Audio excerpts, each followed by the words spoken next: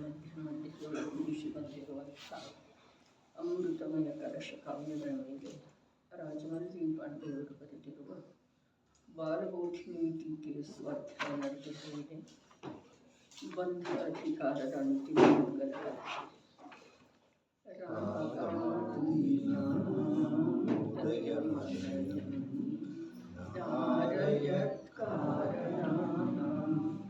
ಕಾರ್ಯಂ ಬಂಧಂ ವಿವಿಧಮಧುನಾ ಸತ್ಯೈವ ಪ್ರವೃತ್ಯ ಜ್ಞಾನಜ್ಯೋತಿ ಕ್ಷಪಿತಗಿರಂ ಸಾಧು ಸನ್ನದ್ಧಮೇತತ್ ತದ್ವದ್ಯದ್ವದ ಪ್ರಸರಪದ ಗೋಪಿನಾಶಾಗಣಮುಖಿ. ಹೇಗಿದೆ ಜ್ಞಾನಜ್ಯೋತಿ ಕ್ಷಪಿತ ತಿಮಿರಂ, ಅದು ಜ್ಞಾನಾವರಣ ದರ್ಶನಾವರಣ ಕರ್ಮವನ್ನು ವಿನಾಶ ಮಾಡಿರುವಂಥದ್ದಿದೆ. ಮತ್ತೆ ಹೇಗಿದೆ ಸಾಧು ಸರ್ವ ಉಪದ್ರವಗಳಿಂದ ರಹಿತವಿದೆ. ಮತ್ತೆ ಹೇಗಿದೆ ಕಾರಣಾನಾಂ ರಾಗಾದೀನಾಂ ಉದಯಂ ಧಾರಯತ್. ಕಾರಣಾನಾಂ ಕರ್ಮಬಂಧದ ಕಾರಣವಿರುವಂಥ ರಾಗಾದೀನಾಂ ರಾಗದ್ವೇಷ ಮೋಹರೂಪದ ಅಶುದ್ಧ ಪರಿಣಾಮಗಳ ಉದಯಂ ಪ್ರಕಟತೆಯನ್ನು ಧಾರಯತ್ ಮೂಲದಿಂದ ಕಿತ್ತು ಹಾಕುತ್ತಾ. ಹೇಗೆ ಕಿತ್ತು ಹಾಕುತ್ತದೆ? ಅದಯಂ ನಿರ್ದಯತೆಯಿಂದ. ಏನು ಹೇಳಿದರು? ಮತ್ತೆ ಹೇಗಿದೆ ಕರ್ಮ ಬಂಧದ ಕಾರಣವಿರುವಂಥ ರಾಗದ್ವೇಷ ಮೋಹ ರೂಪದ ಅಶುದ್ಧ ಪರಿಣಾಮಗಳ ಪ್ರಕಟತೆಯನ್ನು ಮೂಲದಿಂದ ಕಿತ್ತು ಹಾಕುತ್ತಾ. ಹೇಗೆ ಕಿತ್ತು ಹಾಕುತ್ತದೆ? ನಿರ್ದಯತೆಯಿಂದ. ರಾಗದ್ವೇಷ ಮೋಹ ಮೊದಲಾದ ಯಾವ ಬಂಧದ ಕಾರಣರೂಪ ಪರಿಣಾಮಗಳಿದಾವೆಯೋ ಅವುಗಳನ್ನು ಮೂಲದಿಂದ ಕಿತ್ತು ಹಾಕುವ ಮಾತು ಹೇಳಿದ್ದಾರೆ. ರಾಗದ್ವೇಷ ಮೋಹ ರೂಪದ ಅಶುದ್ಧ ಪರಿಣಾಮಗಳ ಬಂಧದ ಕಾರಣವಿರೋ ಪ್ರಕಟತೆಯನ್ನು ರಾಗದ್ವೇಷ ಮೋಹ ರೂಪದ ಅಶುದ್ಧ ಪರಿಣಾಮಗಳ ಪ್ರಕಟತೆಯನ್ನು, ಅವು ರಾಗದ್ವೇಷ ಮೋಹ ಏನದವು ಬಂಧದ ಕಾರಣ. ಇಲ್ಲಿ ಬಂಧ ಅಧಿಕಾರ ಇದೆ. ಬಂಧದ ಕಾರಣವನ್ನು ಮೂಲ ಸಹಿತ ಅತ್ಯಂತ ನಿರ್ದಯತೆಯಿಂದ ಕಿತ್ತು ಹಾಕುವುದೇ ಬಂಧ ಅಧಿಕಾರದ ರಹಸ್ಯ. ಬಂಧದ ಕಾರಣ ಯಾವುದಿದೆಯೋ, ಬಂಧವನ್ನಲ್ಲ, ಬಂಧದ ಕಾರಣ ಯಾವುದಿದೆಯೋ ಅದನ್ನೇ ಮೂಲದಿಂದ ಅತ್ಯಂತ ನಿರ್ದಯತೆಯಿಂದ ಕಿತ್ತಾಕೋದೇನಿದೆ ಅದು ಬಂಧ ಅಧಿಕಾರವನ್ನು ಜಿನಶಾಸನದೊಳಗ ಪ್ರತಿಪಾದನೆ ಮಾಡಿರುವುದರ ತಾತ್ಪರ್ಯ. ಬಂಧ ಅಧಿಕಾರದ ನಿರೂಪಣೆಯನ್ನು ಜಿನಶಾಸನದೊಳಗೆ ಯಾವುದರ ಸಲುವಾಗಿ ಮಾಡಿದರು? ಆ ಬಂಧದ ಕಾರಣದ ನಾಶ ಮಾಡೋದು ಅತ್ಯಂತ ನಿರ್ದಯತೆಯಿಂದ. ಇಲ್ಲಿ ನಿರ್ದಯ ಶಬ್ದ ಇದೆ, ನಾಶ ಮಾಡೋದು ರಾಗದ್ವೇಷ ಮೋಹಗಳನ್ನು ಇದೆ. ಮೂಲದಿಂದ ನಾಶ ಮಾಡೋದಿದೆ. ಏನನ್ನು ನಾಶ ಮಾಡೋದಿದೆ? ರಾಗದ್ವೇಷ ಮೋಹಗಳನ್ನು.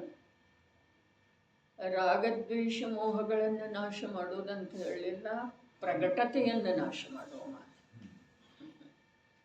ರಾಗದ್ವೇಷ ಮೋಹಗಳ ಪ್ರಕಟತೆಯನ್ನು ಮೂಲದಿಂದ ನಾಶ ಮಾಡೋದು.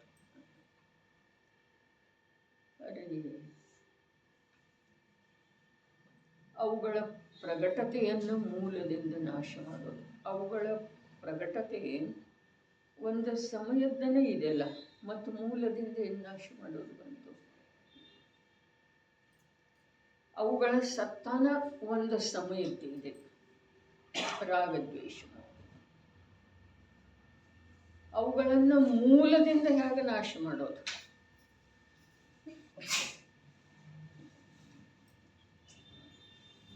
ಹೇಗೆ ನಾಶ ಮಾಡೋದು? ಪ್ರಗಟತೆ ಅಂತ ಹೇಳಿ ಹೇಳ್ತಾ ಇದ್ದಾರೆ, ಮೂಲದಿಂದ ಅಂತ ಹೇಳಿ ಹೇಳ್ತಾ ಇದ್ದಾರೆ. ಈಗ ಬೀಜ ಇದೆ ಅಲ್ಲ, ಅದನ್ನು ಭೂಮಿಯೊಳಗ ಹಾಕಿದ ನಂತರ ಅದ ಮೇಲೆ ಅಂಕುರ ರೂಪದಿಂದ ಉದಿಸ್ತಿದ್ದಾರೆ ಭೂಮಿಯ ಮೇಲೆ. ಹಾಗಾದ್ರೆ ಮೇಲೆ ಅಂಕುರ ರೂಪದಿಂದ ಉದಿಸಿದಂಥ ಪ್ರಕಟವಾದಂಥ ಅದನ್ನ ಮೂಲದಿಂದ ಕಿತ್ತಾಕೋದು.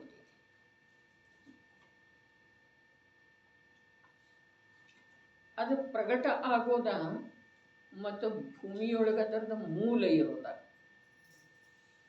ಇದು ಒಂದೇ ಇದೇನು ಎರಡು ಇದೇನಿ? ಒಂದೇ ಇದೆ. ಒಂದೇ ಇರುವೆಳೆದೊಳಗೆ ಕೂಡ ಎರಡು ಮಾಡಿದೇವ್ರಿ ನಾವು. ಮೇಲಿಂದ ಅಷ್ಟೇ ಚೂಟಿ ಹಾಕಿದೇವ್ರಿ, ಹಾಕ್ತಾ ಇದ್ದೇವೆ. ಯಾವುದರಿಂದ? ಭಾಷ್ಯ ಚಾರಿತ್ರದ.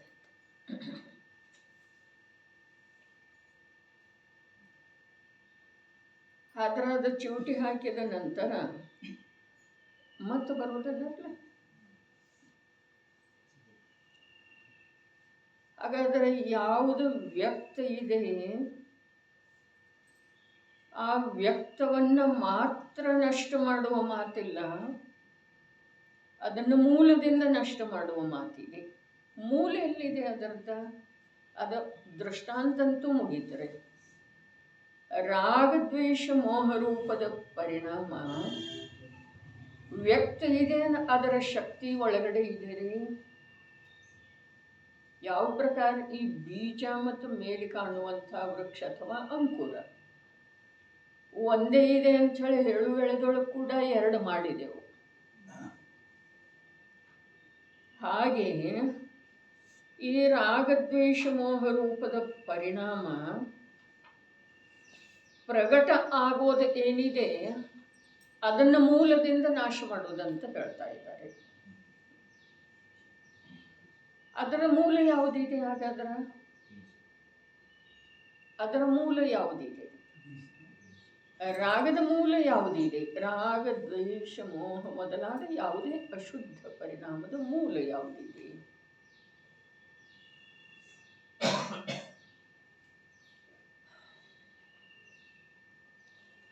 ಬೀಜನ ಅಂಕುರಿತಾಗಿ ಮೇಲೆ ಬಂದಿದೆ ಅಲ್ಲ, ವೃಕ್ಷ ರೂಪದಿಂದ ಮೇಲೆ ಕಾಣಿಸ್ತಾ ಇದೆ ಅಲ್ಲ, ಪ್ರಗಟ ಬೇರೆ ಇಲ್ಲ. ಅದೇ ಪ್ರಕಾರ ರಾಗ ರೂಪದಿಂದ ಯಾವುದು ಪ್ರಕಟ ಆಗಿದೆ? ಅದಕ್ಕೊಂದು ಮೂಲ ಬೇಕಲ್ಲ. ಏನು ಅಧರದೊಳಗಿದೆ ಅದ ಮೂಲ ಬೇಕಲ್ಲ. ಏನಿದೆ ಅದಕ್ಕೆ ಮೂಲ?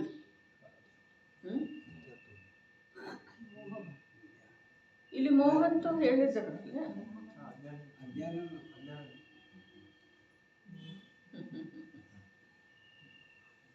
ಏನು ಹೇಳಿದ್ರಿ?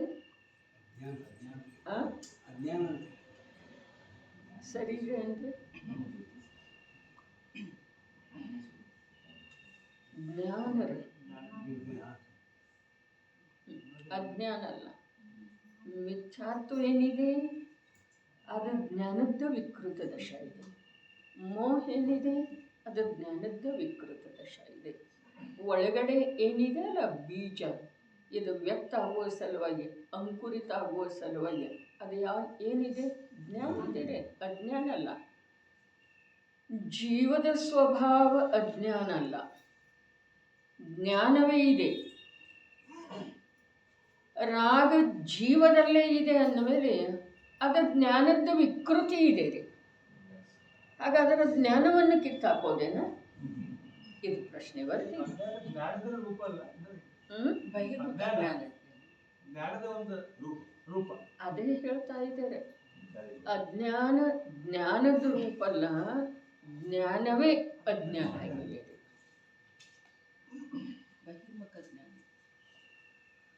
ಬಹಿರ್ಮುಖ ಜ್ಞಾನ ಒಟ್ಟಿನಲ್ಲಿ ಜ್ಞಾನನೇ. ಇಲ್ಲಿ ಮೂಲದಿಂದ ಕಿತ್ತಾಕೋದ ಅಂತ ಹೇಳಿದ್ರ ಆಗಮದ ವಚನದ ಅನುಸಾರನ ರಾಗ ದ್ವೇಷ ಮೋಹಗಳ ಪ್ರಕಟತೆಗೆ ವ್ಯಕ್ತ ಆಗುವುದಕ್ಕ ಕಾರಣ ಯಾವುದಿದೆ? ಆಗಮದ ಅನುಸಾರವೇ ಕಾರಣ. ಜ್ಞಾನಾವರಣಾದಿ ಕರ್ಮ ಅದಾವಲ್ಲ, ಹೌದೇನಿಲ್ರಿ? ಆದರೆ ಇಲ್ಲಿ ಆ ಜ್ಞಾನಾವರಣಾದಿ ಕರ್ಮಗಳನ್ನು ಮೊದಲು ವಿನಾಶ ಮಾಡಿದ್ದಾರೆ, ಬಂಧದ ವಿನಾಶ ಮಾಡಿದ್ದಾರೆ. ಬಹಳ ಅದ್ಭುತ ಕಲಶ ಇದೆ ರೀ. ಜ್ಞಾನಾವರಣ ದರ್ಶನಾವರಣ ಎರಡು. ಜ್ಞಾನಾವರಣ ದರ್ಶನಾವರಣ ಕರ್ಮದ ವಿನಾಶ ಮಾಡುವಂಥದ್ದಿದೆ. ಯಾವುದ? ಜ್ಞಾನಜ್ಯೋತಿ. ಮೊದಲನೇ ಲಕ್ಷಣ ಏನಿದೆ ಅದರದ ಲಕ್ಷಣ, ಅರ್ಥಾತ್ ಅವು ಎರಡ ಮೂರ ಇಲ್ಲ, ಒಂದೊಂದು ರೀತಿಯಿಂದ ನೋಡಿದರೆ ಅದರಲ್ಲಿ ಆ ಸಮಗ್ರ ಶಕ್ತಿ ಇದೆ. ಜ್ಞಾನಜ್ಯೋತಿ ಹೇಗಿದೆ? ಜ್ಞಾನಾವರಣ ದರ್ಶನಾವರಣ ಕರ್ಮಗಳ ಬಂಧವನ್ನು ವಿನಾಶ ಮಾಡುವಂಥದ್ದು ಇದೆ.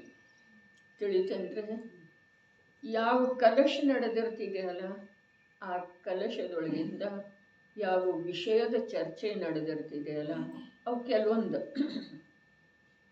ಪರಿಭಾಷಾತ್ಮಕವಾಗಿ ಬುದ್ಧಿಯೊಳಗೆ ಇರೋದು ಅವಶ್ಯಕ ಇದೆ. ಹೇಗಿದೆ ಜ್ಞಾನಜ್ಯೋತಿ ಅಂಥೇಳಿ ಕೇಳಿದ ನಂತರ ಜ್ಞಾನಾವರಣ ದರ್ಶನಾವರಣ ಕರ್ಮಗಳ ಬಂಧದ ವಿನಾಶ ಮಾಡುವಂಥದ್ದಿದೆ ಮೊದಲನೇ. ಮತ್ತೆ ಹೇಗಿದೆ ಕೇಳಿದರೆ ಅಂದ್ರೆ ಆ ಒಂದು ಜ್ಞಾನ ಜ್ಯೋತಿಯೊಳಗ ಈ ಕಡೆ ಒಂದ ಈ ಕಡೆ ಒಂದ ಈ ಕಡೆ ಒಂದ ಇವೆಲ್ಲ ಲಕ್ಷಣದವೇನ್ರಿ? ಆ ಜ್ಞಾನ ಜ್ಯೋತಿ ಸಮಗ್ರ ರೂಪದಿಂದ ಆಗಿದೆ. ಹೇಗಿದೆ? ಜ್ಞಾನಾವರಣ ದರ್ಶನಾವರಣ ಕರ್ಮಗಳ ಬಂಧದ ವಿನಾಶ ಮಾಡಿರುವಂಥದ್ದಿದೆ. ಮತ್ತೆ ಹೇಗಿದೆ ಅಂಥೇಳಿ ಕೇಳಿದ ನಂತರ ಏನು ಹೇಳಿದ್ರು? ಸಾಧು. ಸಾಧು ಶಬ್ದದ ಅರ್ಥ ಏನು ಮಾಡಿದ್ರು ರಾಜಮಲ್ಜಿಯವರ?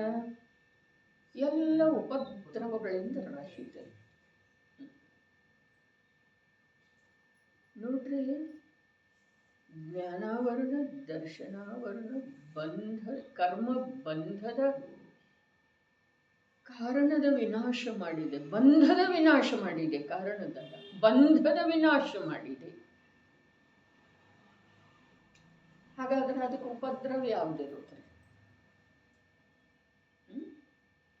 ಜ್ಞಾನ ದರ್ಶನಕ್ಕ ಜ್ಞಾನಾವರಣ ದರ್ಶನಾವರಣನ ಉಪದ್ರವ ಇದೆ ಅಲ್ಲ, ತಿಳಿತಾ ಇದೆ ಅಂದ್ರೆ ಜ್ಞಾನ ದರ್ಶನ ಇದು ಜೀವದ ಸ್ವಭಾವ ಇದೆ. ಎಂಥ ಜ್ಞಾನ ದರ್ಶನ? ಕೇವಲ ಜ್ಞಾನ, ಕೇವಲ ದರ್ಶನ, ಜೀವದ ಸ್ವಭಾವ ಇದೆ. ಹಾಗಾದ್ರೆ ಅದಕ್ಕೆ ವಿಪತ್ತು ಯಾವುದಿದೆ? ಅದಕ್ಕೆ ಉಪದ್ರವ ಯಾವುದಿದೆ? ಆವರಣನ ಉಪದ್ರವ ಇದೆಯಲ್ಲ. ಹಾಗಾದ್ರೆ ಅದು ಆವರಣವನ್ನು ಏನು ಮಾಡಿತು? ಆವರಣದ ಯಾವ ಜ್ಞಾನಾವರಣ ದರ್ಶನಾವರಣದ ಬಂಧದ ಯಾವ ಕಾರಣ ಇತ್ತೋ ಅಥವಾ ಬಂಧ ಇತ್ತೋ ಅದನ್ನು ವಿನಾಶ ಮಾಡಿದೆ. ಸಮಸ್ತ ಉಪದ್ರವಗಳಿಂದ ರಹಿತ. ಜ್ಞಾನ ದರ್ಶನಕ್ಕೆ ಉಪದ್ರವ ಮೋಹದ್ದು ಇದೆಯಲ್ಲ, ಜ್ಞಾನ ದರ್ಶನಕ್ಕೆ ಉಪದ್ರವ ದೇಹದ್ದು ಇದೆಯಲ್ಲ, ಜ್ಞಾನ ದರ್ಶನಕ್ಕೆ ಉಪದ್ರವ ಬೇರೆ ಯಾವುದಾದ್ರದ್ದು ಇದೆಯೇನ? ಇಲ್ಲ. ಜ್ಞಾನಕ್ಕೆ ಉಪದ್ರವ ಜ್ಞಾನಾವರಣ, ದರ್ಶನಕ್ಕೆ ಉಪದ್ರವ ದರ್ಶನಾವರಣ. ಅದಕ್ಕೆ ತೊಂದರೆ ಕೊಡುವಂಥದ್ದು ಯಾವುದು? ಜ್ಞಾನಕ್ಕೆ ಜ್ಞಾನಾವರಣ. ದರ್ಶನಕ್ಕೆ ತೊಂದರೆ ಕೊಡುವಂಥದ್ದು ಯಾವುದು? ದರ್ಶನಾವರಣ. ಹಾಗಾದ್ರೆ ಅವುಗಳ ಬಂಧದ ವಿನಾಶ ಮಾಡಿದೆ. ಅಂದಮೇಲೆ ಅದಕ್ಕೇನಾಯಿತು ನೋಡ್ರಿ, ಎಲ್ಲಿ ಜ್ಞಾನಕ್ಕೆ ಆವರಣ ಇಲ್ಲ, ಎಲ್ಲಿ ದರ್ಶನಕ್ಕೆ ಆವರಣ ಇಲ್ಲ, ಅಲ್ಲಿ ಆ ಜೀವದ ಜ್ಞಾನದರ್ಶನ ಸ್ವಭಾವಕ್ಕೆ ಬಾಧೆ ಯಾವುದರಿಂದನೂ ಇಲ್ಲ. ಒಂದು ಸ್ವಲ್ಪ ಗಂಭೀರವಾಗಿ ಆಲಿಸೋದು. ಏನು? ಜೀವದ ಸ್ವಭಾವ ಯಾವ ಜ್ಞಾನದರ್ಶನ ಇದೆ, ಆ ಜ್ಞಾನದರ್ಶನಕ್ಕೆ ಆವರಣದ ವಿನಾಶ ಆಯಿತು ಅಂತಂದ್ರೆ ಅದಕ್ಕೆ ಬಾಧೆ ಮಾಡುವಂಥದ್ದು ಯಾವುದು ಇಲ್ಲ. ಒಂದು ಮಾತು. ಎರಡನೇ ಮಾತು ಹೀಗಿದೆ, ಜ್ಞಾನದರ್ಶನಕ್ಕೆ ಆವರಣ ಇರೋ ವೇಳೆದೊಳಗೆ ಮೋಹದ ತ್ರಾಸಿದೆ. ಜ್ಞಾನದರ್ಶನಕ್ಕೆ ಆವರಣ ಇರುವ ವೇಳೆದೊಳಗೆ ಮೋಹದಿಂದ ಬಾಧೆ ಇದೆ, ಉಪದ್ರವ ಇದೆ ರೀ. ಏನೇನು ಉಪದ್ರವ? ಏನೇನು ಉಪದ್ರವ? ಮೊದಲನೇದ್ದು ಪರಾಧೀನತೆ, ಎರಡನೇದ್ದು ಕರ್ಮಕೃತ ಎಲ್ಲ ಉಪದ್ರವಗಳ ಸಹನೆ ಮಾಡಬೇಕು, ಗತಿಯಿಂದ ಗತಿಗೆ ಭ್ರಮಣೆ ಮಾಡಬೇಕಾಗುವುದು. ಇದೆಲ್ಲ ಉಪದ್ರವ ಯಾವುದರಿಂದ ಇದೆ? ಮೋಹದಿಂದ. ಮೋಹದ ಆಟ ಯಾವಾಗ ಆರಂಭ ಆಯಿತು? ಜ್ಞಾನದರ್ಶನದ ಮೇಲೆ ಆವರಣ ಯಾವಾಗ ಬಂತಲ್ಲ ಆವಾಗ. ಜ್ಞಾನದರ್ಶನ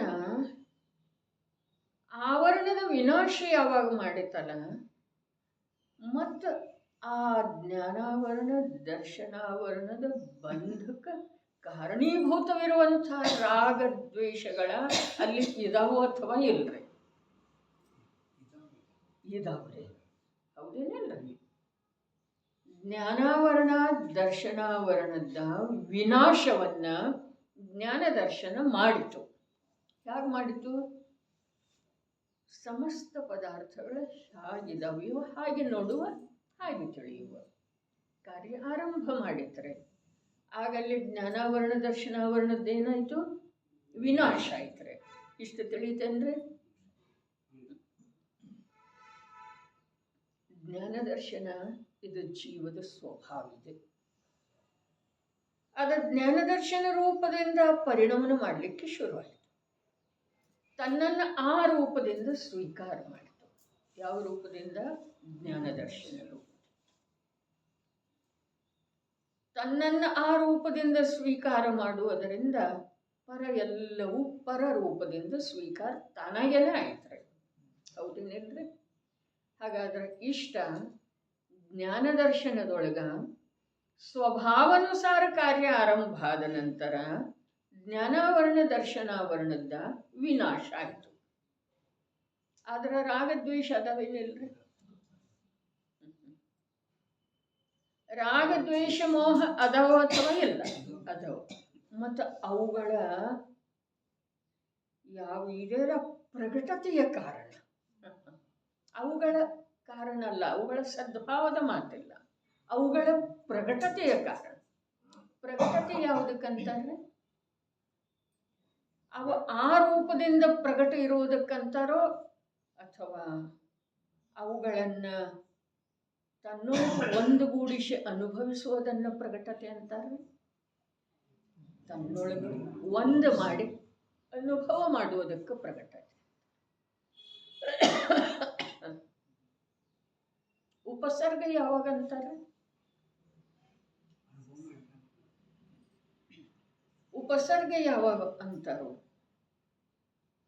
ಉಪಸರ್ಗ ಯಾವಾಗ ಅಂತಾರೋ ಅಂತಂದ್ರೆ ಲೋಕದ ಜನರಿಗೆ ಕಷ್ಟದಾಯಕ ಕಾಣಿಸ್ತಿದೆಯಲ್ಲ, ಅದನ್ನು ಉಪಸರ್ಗ ಅಂತಾರೆ.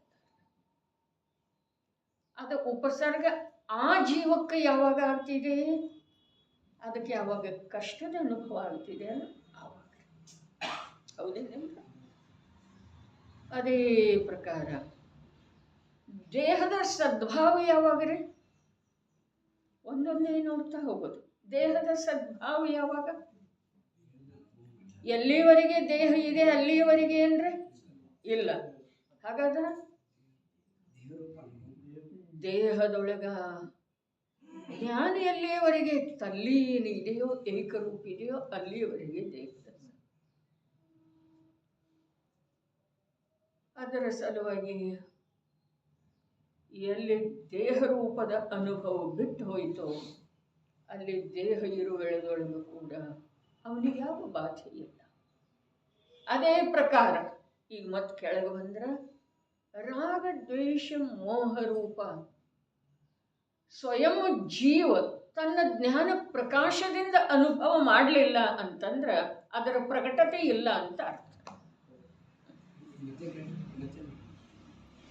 ರಾಗದ್ವೇಷ ಅಲ್ಲಿ ಹೇಳ್ತಾನ ದೇಹ ಇರುವೆಳೆದೊಳಗೂ ಕೂಡ ದೇಹ ರೂಪದ ಅನುಭವ ಸರ್ವಥಾ ಬಿಟ್ಟು ಹೋಗುವುದರಿಂದ ಅವನನ್ನ ಪರಮಾತ್ಮ ಅಂದರು, ದೇಹಾತೀತ ಅಂಥೇಳಿ ಅಂದರು. ಅದೇ ಪ್ರಕಾರ ರಾಗ ದ್ವೇಷ ಮೋಹ ರೂಪದ ಅಶುದ್ಧ ಪರಿಣಾಮಗಳ ವಿದ್ಯಮಾನತೆ ಇರುವೆಳೆದೊಳಗೂ ಕೂಡ ಜ್ಞಾನದ ಪ್ರಕಾಶ ಅವುಗಳ ಜೊತೆಗೆ ಒಂದಾಗಲಿಲ್ಲ ಅಂತಂದ್ರೆ ಅವುಗಳ ಪ್ರಕಟತೆ ಇಲ್ಲ. ಅವು ಅದಾವ್ರಿ, ಅವುಗಳ ಪ್ರಕಟತೆ ಇಲ್ಲ. ಅದ್ಭುತ ಕಲಶ ಇದೆ ಪ್ರಭು. ಈ ಕಲಶ ಭವ್ಯ ಜೀವರುಗಳಿಗೆ ಅವರವರ ಮುಕ್ತ ಸ್ವರೂಪವನ್ನು ದರ್ಶಿಸ್ತಾ ಇದೆ.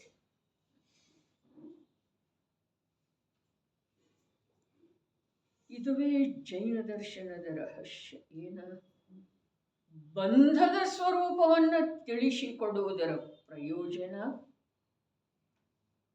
ಮೋಕ್ಷದ ಪ್ರಾಪ್ತಿ ಮಾಡಿಸೋದು. ಆಶ್ರವದ ಸ್ವರೂಪದ ನಿರೂಪಣೆ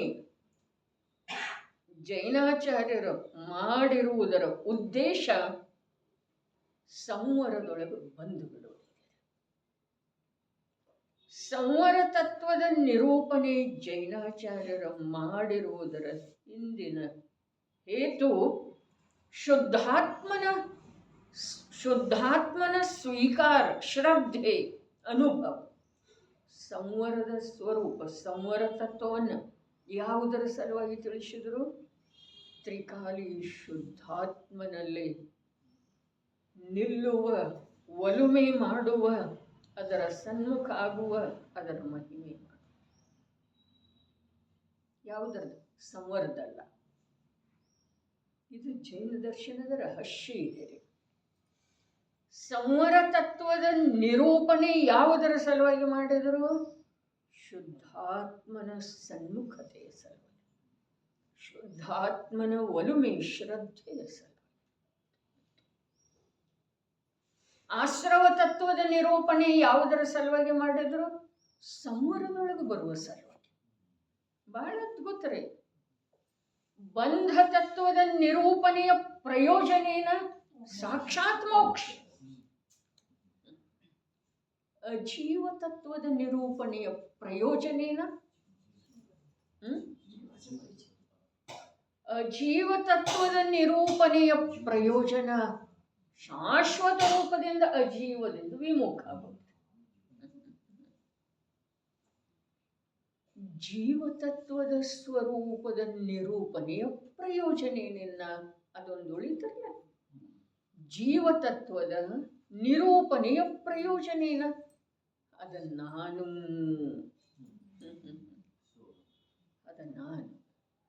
ನಾನು ಅರೆ ಜೀವದ ಸ್ವರೂಪವನ್ನು ಕೇಳೋದಿರುವುದಿಲ್ರಿ, ಅಭ್ಯಾಸ ಮಾಡೋದಿರುವುದಿಲ್ರಿ, ಪರಿಭಾಷಾ ಕಲಿತುಕೊಳ್ಳೋದಿರುವುದಿಲ್ಲ.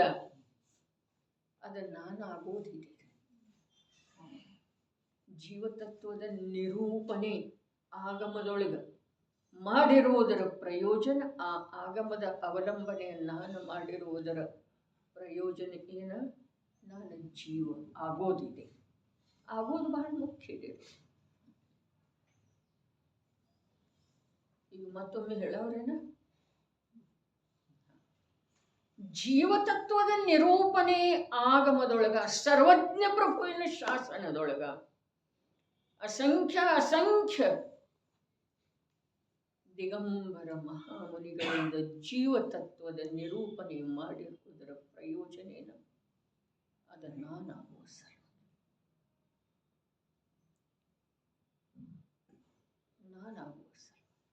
7 ಪ್ರಯೋಜನಭೂತ ತತ್ವ ಅದಾವಲ್ಲ, ನಾನಾಗುವ ಸಲ ನಂತರ ತಕ್ಷಣ ಬರ್ತಿದೆ ಅಜೀವ ತತ್ವ. ಅಜೀವ ತತ್ವದ ನಿರೂಪಣೆ ಭಾವಲಿಂಗಿ ಸಂತರುಗಳ, ಸಂಚರಿಸುವ ಸಿದ್ಧ ಭಗವಂತರುಗಳ ಯಾವುದರ ಸಲುವಾಗಿ ಮಾಡಿದರು? ಶಾಶ್ವತವಾಗಿ ಅದರಿಂದ ವಿಮುಖ ಆಗುವ ಸಲುವಾಗಿ. ಮತ್ತೊಂದು ಸ್ವಲ್ಪ ಹಿಂದೆ ನೋಡೋದಿಲ್ಲ, ಹೋಗು ಎಳೆದೊಳಗೆ ಹೆಣ್ಮಕ್ಳು ಅಂದ್ರೆ ಏನ್ರಿ? ಯಾವಾಗ ಹೇಳಿ ಕೈ ಮಾಡಿದ್ದೀರಿ ನೀವು? ಬರು ಎಳೆದು ಅತ್ತೆ ಮನೆಗೆ ಬರು ಎಳೆದೊಳಗೆ ನಾ ಹೋಗ್ತಾ ಇದ್ದೀನಿ, ಖರೆ ಇಲ್ಲೇ ಇದೆ ನನ್ನ ಮೂಲೆಲ್ಲ.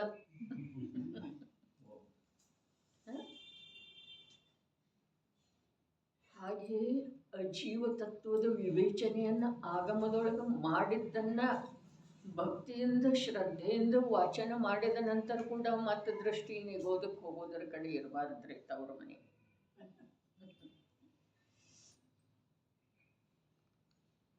ಶಾಶ್ವತವಾಗಿ ಅದರಿಂದ ವಿಮುಖತೆ. ಇಲ್ಲಿ ಅದೇ ಇದೆ ರೀ, ನಂದೇನೂ ಇಲ್ಲ. ಇಲ್ಲೇನು ಹೇಳ್ರು?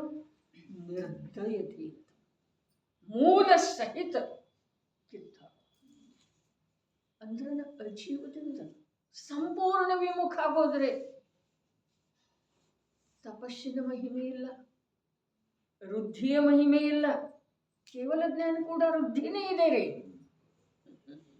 ಅವಧಿ ಜ್ಞಾನದ ಮಹಿಮೆ ಇಲ್ಲ, ಮನಃಪರ್ಯಾಯ ಜ್ಞಾನದ ಮಹಿಮೆ ಇಲ್ಲ. ಆಕಾಶದೊಳಗೆ ಗಮನ ಮಾಡುವಂತಹ ಚಾರಣ ವೃದ್ಧಿಯ ಮಹಿಮೆ ಇಲ್ಲ, ಔಷಧ ವೃದ್ಧಿಯ ಮಹಿಮೆ ಇಲ್ಲ.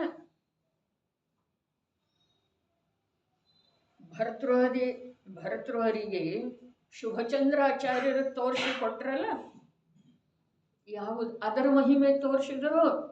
ಏನು ಶುದ್ಧಾತ್ಮನ ಮಹಿಮೆ ತೋರಿಸಿದರೆ? ಬೆಟ್ಟೆಲ್ಲ ಚಿನ್ನ ಆಯ್ತಲ್ಲ, ಅದ ತಪೋಬಲದಿಂದ ಆದದ್ದು ತೋರಿಸಿರು?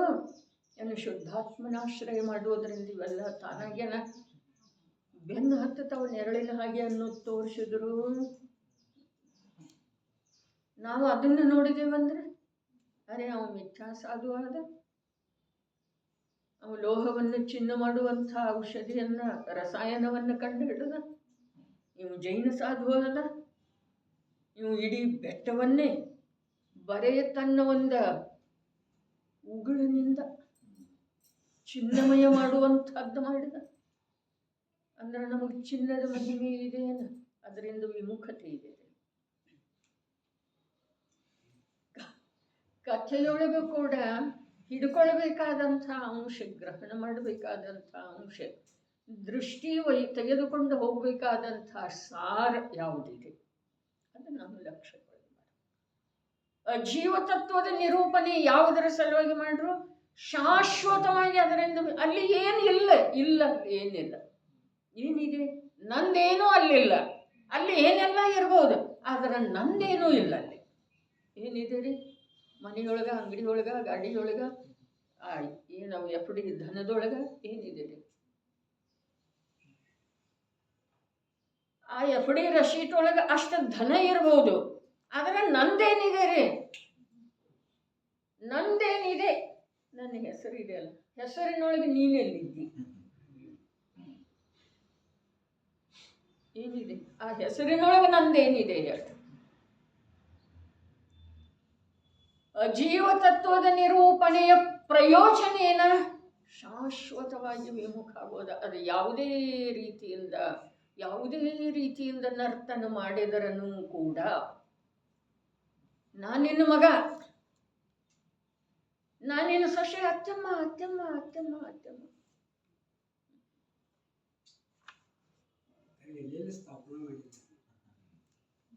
ಏಳು ತತ್ವದ ಪರಿಭಾಷಾ ಕಂಠಸ್ಥ ಮಾಡಿದೇವ್ರಿ ನಾವು. ಆದ್ರೆ ಪ್ರಯೋಜನಭೂತ ಸಪ್ತ ತತ್ವ ಅಂದಿದಾರಲ್ಲ, ಪ್ರಯೋಜನ ಏನಿದೆ?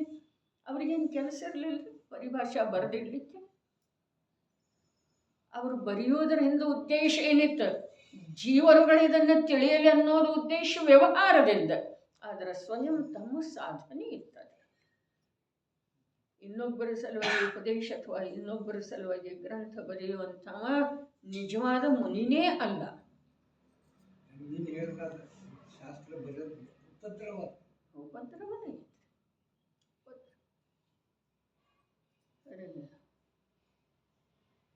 ನಿಜವಾಗಿ ಪುಣ್ಯ ಪಾಪ ಅಧಿಕಾರವನ್ನು ತಿಳ್ಕೊಳ್ಳುವ ಸಲುವಾಗಿ ಜ್ಞಾನದ ಬಹಳ ಬಹಳ ಬಹಳ ಯೋಗ್ಯತೆ ಬೇಕು. ಹೇಳಿದಾರಲ್ಲ, ಇಂಥ ಶಬ್ದ ಯಾಕೆ ಹೇಳಿದ್ದಾರೆ ಅಂಥೇಳಿ ನೋವಾಯಿತು ಸಾಧರ್ಮಿಗಳಿಗೆ. ದುಷ್ಟಿದೆ, ಹಾನಿಕಾರಕ್ಕಿದೆ, ಘಾತಕಿದೆ. ಪ್ರಭು, ದುಷ್ಟವನ್ನು ದುಷ್ಟ ಅನ್ನೋದರಲ್ಲಿ ಜ್ಞಾನಿಗಳ ಶಿಷ್ಟತೆ ಇದೆ. ದುಷ್ಟವನ್ನು ದುಷ್ಟ ಅನ್ನೋದ್ರೊಳಗೆ ಜ್ಞಾನಿಗಳ ಶಿಷ್ಟತೆ ಇದೆ. ದುಷ್ಟವನ್ನ ಘಾತಕವನ್ನ ಅಪ್ಪಿಕೊಳ್ಳುವುದರೊಳಗೆ ಅಜ್ಞಾನದ ಏನಿದೆ ಪ್ರದರ್ಶನ ಇದೆ, ಅಜ್ಞಾನದ ಪ್ರಾಮುಖ್ಯತೆ ಇದೆ. ಏನಿದೆ ಹೇಳ, ನಿಜವಾಗಿ ಏನಿದೆ ಅದು ಎಲ್ಲಿ ತಗೊಂಡು ಓದಿದೆ? ಶುಭ ಶುಭ ಶುಭ, ದಯೇದಾನುವ್ರತ ಭಕ್ತಿ, ದಯೇದಾನುವ್ರತ ಭಕ್ತಿ, ದಯೇದಾನುವ್ರತ ಭಕ್ತಿ, ಪೂಜಾ ಸಾಮಾಯಿಕ ಸ್ವಾಧ್ಯಾಯ. ಸ್ವಾಧ್ಯಾಯಕ್ಕೂ ಬರೋದಲ್ಲ, ಸ್ವಾಧ್ಯಾಯನೇ ಇಲ್ಲ, ಬೇರೆ ಅದ. ಯಾವುದರ ಸಲುವಾಗಿ ಹೇಳಿದರು? ನಮಗದರಲ್ಲೇ ಧರ್ಮ ಅನ್ನೋದು ಯಾವ ಮಿಥ್ಯಾತ್ವ ಬಿದ್ದುಕೊಂಡಿದೆಯಲ್ಲ, ಅದನ್ನು ಮತ್ತು ಕೇಳಿದರಲ್ಲ. ಅವರು ಹೇಳ್ತಾನೇ ಇದ್ದಾರೆ, ಈ ಜೀವದ ಕರ್ಣಪಟಲದ ಮೇಲೆ ಯಾವಾಗ ಹೋಗ್ತಿದೆ, ಈ ಜೀವದ ಚೈತನ್ಯವನ್ನು ಯಾವಾಗ ಸ್ಪರ್ಶ ಮಾಡ್ತಿದೆ, ಆವಾಗ ಅದರೊಳಗಿನ ಧರ್ಮಬುದ್ಧಿ ಹೋಗ್ತಿದೆ, ಅದರೊಳಗೆ ಪ್ರವೃತ್ತಿ ಅಧಿಕ ಆಗ್ತಿದೆ. ಧರ್ಮಬುದ್ಧಿ ಹೋಗ್ತಿದೆ, ಆದರೆ ಅದರೊಳಗೆ ಶುಭದೊಳಗೆ ಪ್ರವೃತ್ತಿ ಅಧಿಕ ಆಗ್ತಿದೆ. ಮೇಲೆ ಹೋದ ಹಾಗೆ ಶುಭ ಅಧಿಕ ಇದೆ ರೀ. ಶುಭ ಎಲ್ಲಿದೆ? 5, 6, 4, 5, 6ನೇ ಗುಣಸ್ಥಾನದಲ್ಲಿ ಶುಭದ ಉತ್ತರೋತ್ತರ ವೃದ್ಧಿ ಇದೆ ರೀ. ಆದರೆ ಶುಭದ ಉತ್ತರೋತ್ತರ ವೃದ್ಧಿಯಿಂದ ಗುಣಸ್ಥಾನಗಳ ಏರಿಕೆ ಇಲ್ಲ.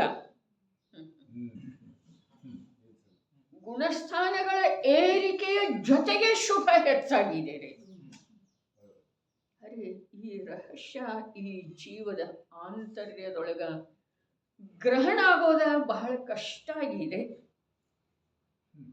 ಆಕರ್ಷಣೆ ಶುಭದ್ದು ಇದೆ, ಅರೆ ಅಶುಭದ ಕುರಿತು ಬೇಸರದ ಭಾವ ಇದೆ. ಇರಬೇಕರೆ, ಇರಲೇಬೇಕು. ಅಶುಭದೊಳಗೆ ಆಸಕ್ತಿ ಇತ್ತು ಅಂತಂದ್ರೆ ಶುದ್ಧ ಕನಸಿನ ಗಂಟ್ರೆ. ಅಶುಭದೊಳಗೆ ಆಕರ್ಷಣೆ ಇತ್ತು ಅಂತಂದ್ರೆ ಶುದ್ಧ ಮರ್ತು ಬಿಡೋದರೆ. ಅಶುಭದ ಕುರಿತಾಗಿ ಉದಾಸೀನತೆ ಬೇಕು. ಅದನ್ನು ಯಾವುದೇ ಕಾರಣದಿಂದ ನಡಿ, ಬಸ್ತಿಯೊಳಗೆ ವಿಧಾನ ನಡೆದಿದೆ, ಅಷ್ಟಾಂಗಿಕ ಇದೆ, ನಡಿ ಮಂದಿರದೊಳಗೆ ಸಿದ್ಧ ಚಕ್ರ ಆರಾಧನೆ ನಡೆದದ್ದು ಇದೆ. ಆ ಒಂದು ಏನು ಭಾವ ಇದೆಯಲ್ಲ, ಆ ಭಾವದೊಳಗೆ 2 ಪ್ರಕಾರದ ಭೇದ ಇದೆ ರೀ. ಈ ಅಶುಭವನ್ನು ಬಿಟ್ಟು ಕೊಡೋದಿದೆ, ಅಷ್ಟಕ್ಕೆ ಸೀಮಿತ ಇತ್ತು ಅಂತಂದ್ರೆ ಭಾಳ ಒಳ್ಳೇದಿದೆ ರೀ. ಮುಂದೆ ಅದರಿಂದ ಧರ್ಮ ಆಗ್ತಿದೆ ಅನ್ನೋದಿತ್ತು ಅಂತಂದ್ರೆ ಬಹಳ ಹಾನಿ ಇದೆ ರೀ, ಬಹಳ ಹಾನಿ. ಲಾಭ ಆಗ್ತಿದೆ ನನಗೆ, ಅರೆ ಎಷ್ಟು ಸಂತೋಷ ಆಯ್ತು. ಮಾತಿನೊಳಗಂತೂ ಹೀಗೆ ಬರೋದ್ರೆ ಇದೆ ಆಗ್ತಿದೆ ಮನೆಯೊಳಗೆ. ಏನ ಪಂಚಸ್ಥಾವರಗಳ ಹಿಂಸೆ. ಏನು ಪ್ರಶ್ನೆ ಇಟ್ಟದ್ದಿತ್ತು? ಪಂಚಸ್ಥಾವರಗಳ ಹಿಂಸೆ ಅಖಂಡ ಆಗ್ತಿದೆ. ಬಹಳ ದಿನಾ ವಿಕಲ್ಪ ಬರ್ತಿದೆ ರೀ. ಮಂದಿರಕ್ಕೆ ಹೋಗ್ಬೇಕಾದ್ರೆ ಅಲ್ಲಿ ನೀರು ಹಾಕ್ತಿರ್ತಾರಲ್ಲ, ಪೂರಾ ಆ ಗರಗಟ್ಟೆಗಳ ಗೋಡೆಯವರೆಗೆ ಏನು ಲಾಭ ಇದೆ ರೀ. ಅವ್ರು ನೀರು ಹಾಕಿ ಒಳಗೆ ಹೋದ 5 ನಿಮಿಷದೊಳಗೆ ಅದು ಒಣಗಿ ಹೋಗಿರುತ್ತೆ. ಲಾಭ ಏನಿದೆ? ಆದ್ರೆ ಆ ಜೀವಕ್ಕೆ ಭವಿಷ್ಯದ ಹಾನಿ ಅಷ್ಟಿದೆ. ದಿನಾ ವಿಕಲ್ಪ ಬರ್ತಿದೆ. ಆದರೆ ಹೇಳಿದ್ರೆ ತಿಳ್ಕೊಳ್ತಾರೇನ? ತಾನಾಗೇನೆ ಹೋಗಿ ಹೇಳೋದ ತಪ್ಪಲ್ಲ ಅಂಥೇಳಿ ಅನ್ನಿಸ್ತಿದೆ. ಒಂದು ಬಿಂದುವಿನೊಳಗೆ ಅಷ್ಟು ನೀರು ಜೀವರಾಶಿ ಇರಬೇಕಾದ್ರೆ ಪಂಚಸ್ಥಾವರಕ್ಕೆ ಪಂಚೇಂದ್ರಿಯ ಸಿಕ್ಕದು. ಆದರೆ ಎಷ್ಟು ಉಪಾಧ್ಯಾಯ ಮನುಷ್ಯನ ಮೂಲಕನ ಅವು ಜೀವದವನ್ನು ತಿಳಿಯೋ ಸಾಧ್ಯ ಇದೆ ರೀ. ಅವು ಪಂಚಸ್ಥಾವರ ಆ ಸಂಜ್ಞೆಯ ಮಹಿಮೆ ನಿಜವಾಗಿನ ಅಪರಂಪಾರ ಇದೆ ರೀ. ಶುದ್ಧರ ಮಹಿಮೆ ಎಷ್ಟಿದೆ ಅಷ್ಟೇ, ಒಂದು ಅಂಶ ಕೂಡ ಕಮ್ಮಿ ಇಲ್ಲ ಸಂಜ್ಞೆಯ ಮಹಿಮೆ.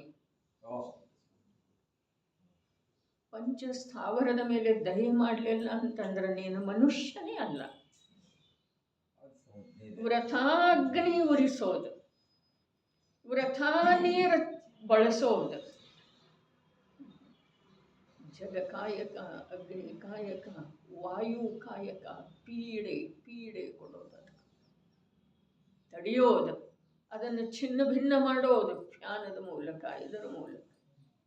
ವಾಯು ವನಸ್ಪತಿ ಕಾಯಕ, ಪೃಥ್ವಿ ಕಾಯಕ, ಮನೆ ಇರುವೆಳದೊಳಗೆ ಮತ್ತು ಮನೆ ಕಟ್ಟೋದು, ಪಾಯ ತೋಡೋದು, ಬಾವಿ ತೊಡೋದು. ನೀರಿದಾವೇನಿಲ್ಲ ನಿನಗೆ, ಈಗ ಬರ್ತಾ ಇದ್ದಾವೇನಿಲ್ಲ, ಸಾಕು ಒಂದು ವಾರಕ್ಕೊಮ್ಮೆ ಬರ್ತಾವೆ, ಸಾಕಾಗ್ತಾವೇನಿಲ್ಲ, ಸಾಕಾಗ್ತಾವೆ ಖರೆ. ಅವಶ್ಯಕತೆ ಮತ್ತೇನ್ರಿ ಹೆಚ್ಚಿಂದ ಬಂತಂದ್ರೆ ಅಂಥೇಳಿ ಬಾವಿ ಬೋರ ಮಾಡುವುದಿಲ್ಲ. ಆ ಬಾವಿ ಬೋರದ ವ್ಯವಸ್ಥೆ ಆಯಿತು ಅಂತಂದ್ರೆ ದಿನ ಅದೇ ಮಾಡ್ತಾನ್ರಿ. ರಸ್ತೆ ತೊಳೆಯೋದ, ಗೋಡಿ ತೊಳೆಯೋದ, ಮತ್ತು ಅವೆಲ್ಲ ನಲ್ಲಿಗಳನ್ನು ಶುರು ಮಾಡೋದು. ಅಲ್ಲಿ ನೋಡಿದ್ದೇನೆ ನಾನು, ಬೀಸಿಂದೊಳಗಾದ ನಲ್ಲಿಗೆ ಶುರು ಮಾಡಿ ಬಿಡೋದು. ಯಾಕೆ ಅಂತಂದ್ರೆ ಅದೆಲ್ಲ ಕೊಳವೆ ಸ್ವಚ್ಛ ಆಗಿ. ಅದಕ್ಕೆ ನಿನ್ನೆ ಹೇಳಿದ್ದಿತ್ತು, ಕೆಳಗೆ ಹೇಳ್ತೇನೆ, ಇಲ್ಲಿ ಹೇಳ್ಕೊತಿಲ್ಲ. ಗುಡಿಸಲಿ ನಲ್ಲಿ ಇರುವೆಳದೊಳಗೆ ಹಿಂಸ ಎಷ್ಟು ಆಧುನಿಕತೆಗಳನ್ನೆಲ್ಲ ಬಳಸ್ಕೊಳ್ತಾ ಇರುವೆಳದೊಳಗೆ ಹಿಂಸ ಎಷ್ಟು. ಅವ ಆಧುನಿಕತೆಯ ಸಾಮಗ್ರಿಗಳ ಪುಣ್ಯೋದಯದಿಂದ ಸಿಕ್ಕಿದವರಲ್ಲೇ, ಹೌದು ಅಥವಾ ಇಲ್ರಿ? ಹಾಗಾದ್ರೆ ಆ ಪುಣ್ಯ ಈ ಜೀವವನ್ನು ಎಲ್ಲಿ ಒಯ್ದು ತಲುಪಿಸ್ತಿದ್ದೀರಿ? ಅತ್ಯಂತ ನಿಕೃಷ್ಟ ಸ್ಥಾನಕ್ಕೆ. ಈಗ ಮನುಷ್ಯ ಭವದೊಳಗ ಅವುಗಳ ಮೇಲೆ ದಯೆಯ ಭಾವ ಇರಬೇಕಾದ್ರ ಹೃದಯ ಇರಬೇಕಾದ ಪಂಚಸ್ಥಾವರ ಅವುಗಳ ಮೇಲೆ ದಯೆ ಮಾಡೋದಿದೆ. ತ್ರಸಜೀವದ ಪರಿಚಯನ ಹೀಗೆ ಹೇಳ್ತಾರೆ. ಯಾವುದು ದುಃಖದಿಂದ ಭಯಭೀತಿ ಇದೆ, ತಪ್ಪಿಸಿಕೊಳ್ಳುವ ಸಲುವಾಗಿ ನಿರಂತರ ಪ್ರಯತ್ನ ಮಾಡ್ತಿದೆ, ಷಟ್ಕಾಯಿಕ. ಈಗ ಅದೇ ವಿಷಯ ಬರ್ತಿದೆ. ಅವು ಐದೇನದವು, ಅವು ದಯೆಯ ಸ್ಥಾನದವನಲ್ಲ. ಅದರಿಂದ ಧರ್ಮ ಆಗುವುದಿಲ್ಲ. ಆ ಐದರ ಜೊತೆಗೆ ಇದೊಂದಿದೆ, ಇದು ಷಟ್ಕಾಯ ಆರನೇದ್ದು ಇದೇ ರೀ. ಆ ಐದರ ಹಾಗೇನ ಇದೆ ಸುಧಾತಾಯಿ. ಯಾವುದ ಈಗ ಮನುಷ್ಯ ಹಾಗೆ ನಿಂತಿದೆಯಲ್ಲ, ಆ ಐದರ ಮೇಲೆ ದಯೆ ಮಾಡ್ತಾ ಇದೆಯಲ್ಲ, ಅದು ಐದರ ಮೇಲೆ ದಯೆ ಮಾಡಿರೋ ಕಾರ್ಯ ಆಗಲಿಲ್ಲ, ತನ್ನ ಮೇಲೇನೂ ಮಾಡಲಿಕ್ಕೆ ಬೇಕು, ತನ್ನ ಮೇಲೇನೂ ಮಾಡಲಿಕ್ಕೆ ಬೇಕು. ಇದು ಮೊದಲನೇ ಮಾತು. ಐದರ ಮೇಲೆ ದಯೆ ಮಾಡೋದ, ಇದು ಮಾನವೀಯತೆ. ಐದರ ಮೇಲೆ ದಯೆ ಮಾಡ್ರೆ ಆಗಲಿಲ್ಲ, ಅಲ್ಲಿ ಪುಣ್ಯ ಮಾತ್ರ ಆಯ್ತು. ಜನಶಾಸನದೊಳಗ ನೀನೂ ಒಂದು ಜೀವಿದ್ದೆ ಅಂತೇಳಿ ತನ್ನ ಮೇಲೆ ದಯೆ ಮಾಡೋದು, ಷಟ್ಕಾಯ ಜೀವದ ಮೇಲೆ ದಯೆ ಮಾಡೋದು. ಅರ್ಥಾತ್ ಅವುಗಳ ಮೇಲೆ ದಯೆಯ ಸಂಸ್ಕಾರದಿಂದ ಇಲ್ಲಿ ಆಂತರ್ಯದೊಳಗ ಭವದ ಭೀತಿಯೇ ಅಂಥ ಅವಸ್ಥೆಗಳ ಕುರಿತು ಯಥಾರ್ಥ ನಿರ್ಣಯ ಆದ ನಂತರ ಈ ಜೀವ ಸ್ವಭಾವ ಸನ್ಮುಖ ಆಗ್ತಾನೋ. ಶರೀರ ಭೋಗ ಸಂಸಾರದ ಸಂಯೋಗಗಳಿಂದ ಅತ್ಯಂತ ಅತ್ಯಂತ ಅತ್ಯಂತ ಅಸ್ಪೃಷ್ಟ ಆಗ್ತಾ ಹೋಗ್ತಾನೋ. ಆವಾಗ ಅವನು ತನ್ನ ಆಂತರ್ಯದ ತತ್ವವನ್ನು ಯಾವಾಗ ನಂಬಿ ಶ್ರದ್ಧೆ ಮಾಡಿ ಅನುಭವ ಮಾಡ್ತಾನೋ ಜ್ಞಾನಪೂರ್ವಕ, ಆಗ ಅವ ಷಟ್ಕಾಯ ಜೀವದ ಮೇಲೆ ದಯೆ ಮಾಡಿದರೆ. ಇಲ್ಲದಿದ್ದರೆ ಆ ಪಂಚಸ್ಥಾವರಗಳ ಮೇಲೆ ಸಾಕಷ್ಟು ದಯ ಮಾಡಿದರನು ಕೂಡ ಅವನಿಗೆ ವಿಶೇಷ ಲಾಭ ಏನೂ ಆಗುವುದಿಲ್ಲ. ಶತಾಯು ಜೀವದೊಳಗೆ ಯಾರು ಬಂದರೂ ಅವು ಪಂಚಸ್ಥಾವರಂತೂ ಮೊದಲದವು ನಿನ್ನ ದಯೆಗೆ ಪಾತ್ರ. ನೀನು ಅವುಗಳ ಮೇಲೆ ದಯೆ ಮಾಡಬೇಕು. ಇಲ್ಲ ಅಂತಂದ್ರೆ ನೀನು ಅಲ್ಲೇ ಹೋಗ್ತಿ. ಅವು ಸಂಕ್ಲೇಶ ಪರಿಣಾಮದಿಂದ ಕಷ್ಟಕ್ಕೀಡಾಗ್ತವು. ಅವು ಭವಿಷ್ಯದೊಳಗ ನೀನು ಅವುಗಳ ಕೈಯೊಳಗೆ ಸಿಕ್ಕಿ ಅಂತಂದ್ರೆ ಅದೇ ರೀತಿಯ ಕಷ್ಟವನ್ನು ಅಸಂಖ್ಯ ಬಾರಿ ಕೊಡ್ತಾವೆ. ಅವು ಮನುಷ್ಯ ಆಗ್ತಾವೆ. ನಿನ್ನನ್ನು ನೀ ಜಲಕಾಯಕ್ಕಾಗಿರ್ತಿ, ರಸ್ತೆಗೆ ಎರ್ಚತಾವ. ನೀನು ಒಂದು ಬಾರಿ ನೀರು ಎರ್ಚು ವೇಳೆದೊಳಗೆ ಅವು ಎಷ್ಟು ಜೀವಿದ್ವಲ್ಲ. ಅವು ಎಂದು ಮನುಷ್ಯದ ಆಗೋರಿ ಎಂದವು ಅವೆಲ್ಲ ಒಮ್ಮೆ ಆಗುವುದಿಲ್ಲ. ನೀನು ಎಷ್ಟು ಕಾಲ ಅವುಗಳ ಕೈಯೊಳಗೆ ಸಿಕ್ಕೊಂಡು ನೋವು ಬಾಧೆಯನ್ನು. ಇದೆಲ್ಲ ವಿಚಾರ ಮಾಡೋದು ಅನಾವಶ್ಯಕ ಅಲ್ಲೇನ? ಇದೆಲ್ಲ ವಿಚಾರ ಮಾಡೋದು ಅನಾವಶ್ಯಕ ಅಲ್ಲ. ಇದು ವಸ್ತು ಸ್ವರೂಪ ಇದೆ. ಮಾಡಿದರೆ ಮಾಡು, ವಿಚಾರ ಮಾಡದಿದ್ರೆ ಬಿಡು. ರುಚಿಸಿದ ಕಡೆ ಹೋಗಲಿ. ಏನು ಹೇಳಿದ್ರು? ಇದರಲ್ಲಿ ಇರುವಂತಹ ದಯೆಯ ಭಾವ ಇನ್ನೊಂದು ಯಾವುದರಲ್ಲೇ ನಿನಗೆ ಯಾವ ಕಡೆ ರುಚಿಸ್ತಿದೆ ಆ ಕಡೆ ಹೋಗಪ್ಪ. ಇದೆ ನಿನ್ನ ಸ್ವರೂಪವನ್ನು ತಿಳಿದ ನಂತರ ಸುಂದರ ಸ್ವಾಧೀನ ಸುಖಮಯ ನಿರಾಕುಲ ಜ್ಞಾನಮಯ ಮೋಕ್ಷದವರೆಗೆ ತಗೊಂಡು ಹೋಗ್ತಿದೆ. ಇದೆ ಯಾವುದ? ದೇಹ ಬುದ್ಧಿ, ಭೋಗ ಬುದ್ಧಿ, ಸಂಯೋಗ ಬುದ್ಧಿ.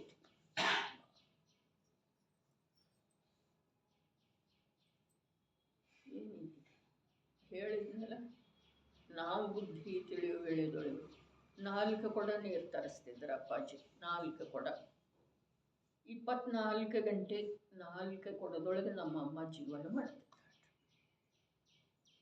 24 ಗಂಟೆ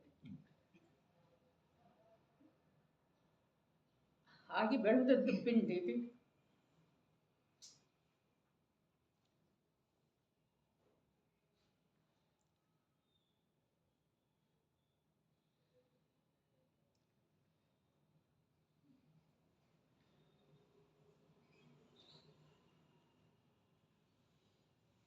ಇಂದೆಷ್ಟು ನೋವಾಗ್ತಿದೆ. ಜೀವನ ಆಯ್ತಂದರೆ ಸುಖಮಯ ಇರ್ತಾರೆ.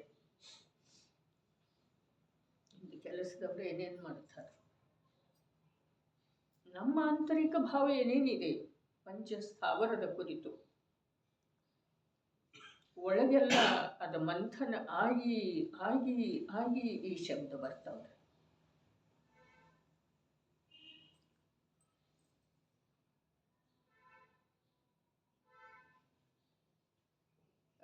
ರಾಶಿ ಜೀವರೇ ಮತ್ತು ಅಹಿಂಸಾ ಪರಮೋ ಧರ್ಮ ಕಿ ಜಯ.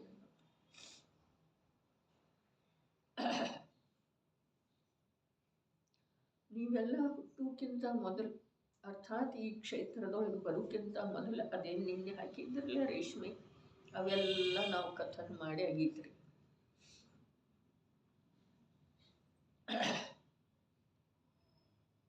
ಒಂದು ಗ್ರಾಮ ರೇಷ್ಮೆ ತಯಾರಾಗಬೇಕಾದ್ರೆ ಎಷ್ಟು ಹುಳುಗಳನ್ನು ಜೀವಂತವಾಗಿ ಕುದಿ ನೀರು. ಬುದ್ಧವನವ್ರು ಆದಗೊಂಡಾದಾರಲ್ಲ, ಅವ್ರು ಸಾಕಿದ್ರು. ನಾವು ಶಾಲೆಗೆ ಹೋಗ್ತಿದ್ವಿ ಅವಾಗ. ಚರಣಾಕೂರು ನಮ್ಮನ್ನು ತೋರಿಸ್ಲಿಕ್ಕೆ ಕರ್ಕೊಂಡು ಹೋಗಿದ್ದರು.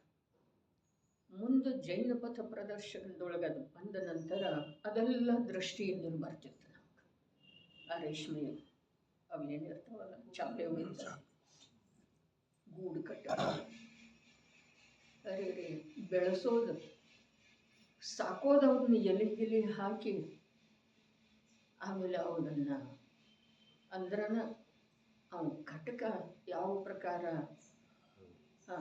ಆ ಕುರಿಯನ್ನು ಮೇಯಿಸಿ ದಪ್ಪ ಮಾಡ್ತಾನೆ ಮಾಂಸ ತೆಗೆಯೋ ಸಲುವಾಗಿ. ಅದೇ ಇದೆ, ಮತ್ತೇನಿದೆ? ಸ್ಪರ್ಶ ಮಾಡಲಿಕ್ಕೆ ಬರೋದಿಲ್ರಿ ರೇಷ್ಮೆ.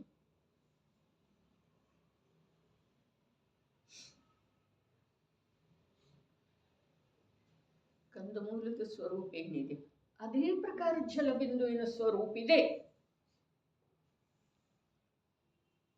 ಅಪ್ಪಾಜಿ ಹೇಳಿದ್ರು, ಇಂಡಿಯಾಗ DR ಶಹ ಮನ್ಯಾಗ ಬಡೇಗೌಡ ಅಂಥೇಳಿ ಒಬ್ಬ ಇದ್ರಿ, ಪಟಕ ಸುತ್ತಿದ್ದ, ಯಾವತ್ತೂ ಮನೆಯಾಗಿರ್ತಿದ್ದ ನಮ್ಮ ಕೆಲಸ ಮಾಡ್ಕೊತ.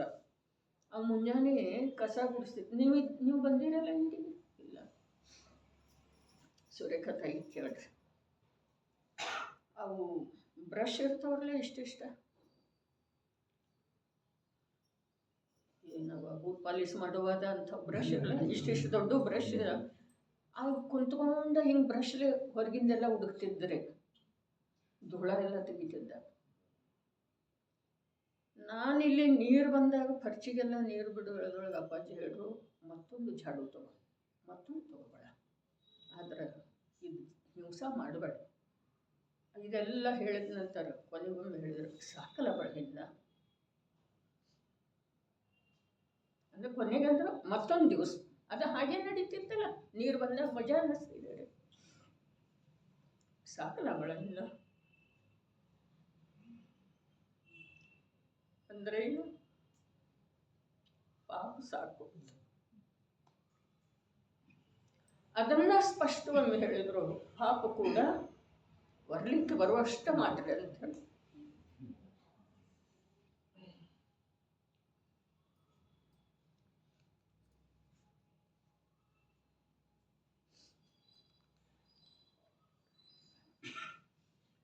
ಬಹಳ ಇದೆ ಜೀವನ ನಮ್ಮನ್ನ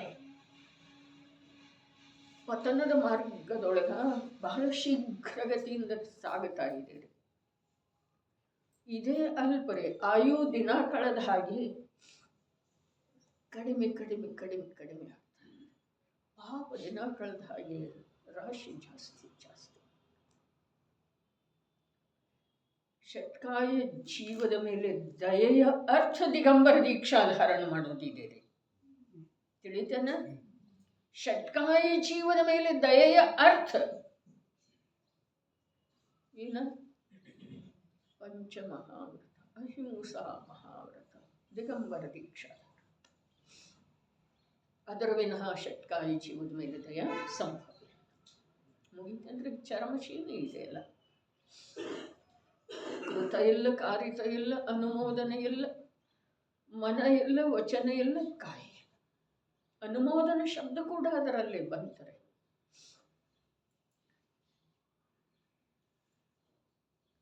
ತತ್ವಾರ್ ಸೂತ್ರದ ಮುಖಾಂತರ ಬಂದಿತ್ತು ಅಂತಂದ್ರೆ ಮೊಬೈಲ್ ಒಳಗೆ ನೋಡ್ರಿ. ನಾವಂತೂ 30 ವರ್ಷದ ಹಿಂದನೇ ಅದರದ ಪ್ರತಿಪಾದನೆ ಮಾಡಿದೆ, ಬಹಳ ವಿಸ್ತಾರವಾಗಿ ಮಾಡಿದ್ದೀರಿ. 1 ಗ್ರಾಮ ರೇಷ್ಮೆ ತಯಾರಾಗಬೇಕಾದ್ರೆ ಎಷ್ಟು ಹುಳುಗಳ, 1 ಬಿಂದು ನೀರಿನೊಳಗೆ ಎಷ್ಟು ಹುಳುಗಳ, ಎಲ್ಲ ಇದೆ, ಆಗಮದೊಳಗಿದೆ. ಜೀವನ ಇಷ್ಟ. ನನಗೆ ನಿಜವಾಗಿ ಖೇದ ಆಗ್ತಿದೆ, ಆಗಬಾರ್ದು, ಖೇದ ಆಗಬಾರ್ದು. ಯಾಕೆ ಅಂತಂದ್ರೆ ಮೋಹದಿಂದನೇ ಖೇದ ಆಗ್ತಿದೆ. ನಂದನ್ನುವುದರಿಂದ ಆ ಜೀವಕ್ಕೆ ನನಗೆ ಏನು ಸಂಬಂಧ ಇದೆ? ಏನು ಸಂಬಂಧ? ನೀನು ಕೆಳಗೆ ಹೋದ್ಮೇಲೆ ಆಯಿತು, ಹೊಟ್ಟೆ ಬಟ್ಟೆ 2 ಬಿಟ್ಟರೆ 3ನೇದ್ದು ಮನುಷ್ಯನಿಗೆ ಅವಶ್ಯಕನೇ ಇಲ್ಲರಿ. ಹಾಗಾದ್ರೆ ಹೊಟ್ಟೆ ಬಟ್ಟೆಗೆ ಕಡಿಮೆ ಬೀಳುವುದೇ ಇಲ್ಲ ಮನುಷ್ಯನಿಗೆ, ಅದರಲ್ಲಿನೂ ಜೈನನಿಗೆ. ಹೊಟ್ಟೆಗಿಲ್ದ ಸತ್ತ ಅನ್ನೋದು ಜೈನ ಯಾವೊಂದು ಇತಿಹಾಸದೊಳಗೆ ತೆಗೆದು ನೋಡಿದ್ರೆ ಅಸಂಭವ. ಇಲ್ಲ ಮತ್ತು ಇಲ್ಲ, ಯಾವಾಗೂ ಇಲ್ಲ. ಲೋಕದೊಳಗೂ ಕೂಡ ಲೋಕೋಕ್ತಿ ಇದೆ ಅಲ್ಲ, ಏನ? ಹುಟ್ಟಿಸಿದ ದೇವಿಯನ್ನು ಹುಲ್ಲು ಮೇಯಿಸ್ತಾನೋ, ಇದೇನಿಲ್ಲ ಕೇಳಿದಿರೋ ಅಥವಾ ಇಲ್ರಿ? ಅಂದ್ರೆ ಏನ? ಇಲ್ಲಿ ಹುಟ್ಟಿ ಬರಬೇಕಾದ್ರೆ ದೇವಂದ್ರೆ ಅಲ್ಲಿ ದೈವ ಪುಣ್ಯ, ಅದೇನು ತಾನಾಗೆ ತಗೊಂಡು ಬಂದಿಲ್ಲ, ಎಲ್ಲ ವ್ಯವಸ್ಥೆ ಮಾಡೇನೆ ತಗೊಂಡು ಬಂದಿದೆ. ಆದರೆ ಈ ಜೀವ ಭವಿಷ್ಯದ ಅನಂತ ಕಾಲವನ್ನು ಕೆಡಿಸ್ಕೊಳ್ಳುವ ಸಲುವಾಗಿ ಇಂದು ಮಾಡ್ತಾ ಇದ್ದಾನೆ, ಕೆಡಿಸ್ಕೊಳ್ಳುವ ಸಲುವಾಗಿ.